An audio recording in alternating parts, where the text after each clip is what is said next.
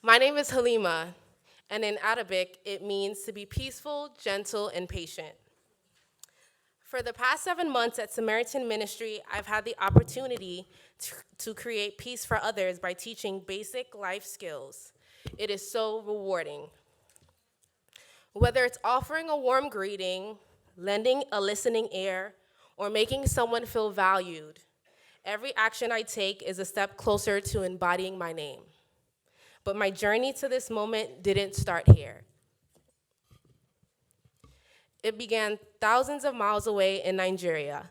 In 1998, my family made the difficult decision to move to New York. I was only 6 months old, too young to grasp what that meant, but my parents and older siblings felt it every single day.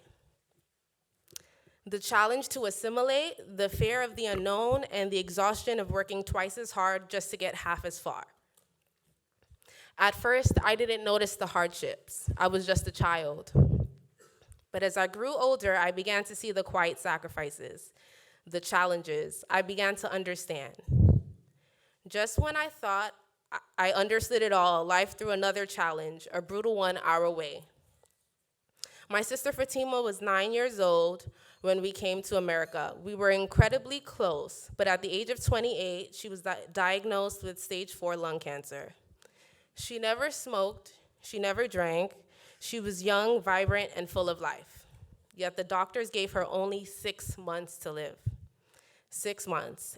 That's from now to the end of September, a sliver of time.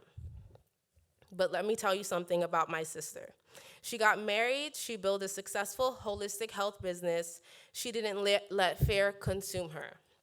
She lived, she fought, and she hoped. I became her caregiver. I was at her side at every doctor's appointment, every treatment, and through every moment of uncertainty. She completely changed her diet, becoming vegan, her exercise routine, and her lifestyle. For a while, it worked. The doctors were shocked by how well she was doing. She defied the odds.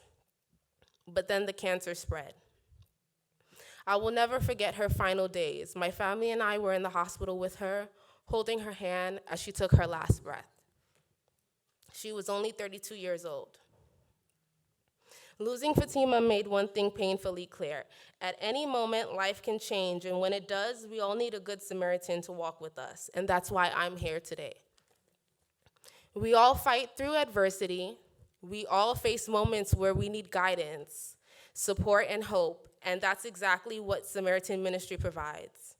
As it states in Galatians 6:2, carry each other's burdens, and in this way, you will fulfill the law of Christ. This work is more than just a job for me. It is a calling, and I am beyond honored to be a part of a team that changes lives every single day. At Samaritan Ministry, we don't just provide services, we provide hope. We walk beside people in their struggles, just as others have walked beside us. I've had the privilege of working at all of our locations. At our Congress Heights location, I worked with Dr. Mercer in the STRIVE program, teaching financial literacy, including estate planning. We help participants build social, financial, and self-confidence. At our Nova location in Northern Virginia, I met a participant who had been an electrical engineer decades ago, but he stepped away from his career to care for his ailing mother for nearly 20 years. After she passed, he came to Samaritan Ministry seeking support to regain his independence. We set him up with an interview for an engineering position. We provided him with suits for his interview, and we connected him with other resources, and he got the job. At our U Street location, I work with Ms. Doris on next steps for participants, ensuring they have a plan to propel them forward.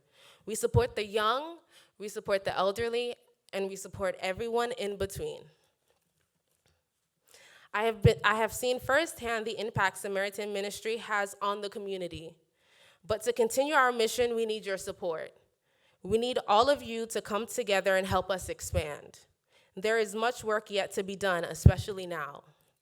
So please, please, please sign up to become a Samaritan Ministry volunteer. Your support is vital. We need your help to continue to build this community. As it says in Hebrews 13, verse 16, do not neglect to do good and to share what you have, for such sacrifices are pleasing to God. We need your donations, we need volunteers, we need prayers. Together we can create a ripple effect. Together each of us has the power to be a good Samaritan. It is truly a blessing to stand before you all today. I do not take this opportunity lightly. I am Halima, a daughter, a sister, a former caregiver, a believer in justice, a DACA recipient, a paralegal, and one day a lawyer, so I can continue to fight for those who need a voice. Let's all be good Samaritans and make a change. Thank you.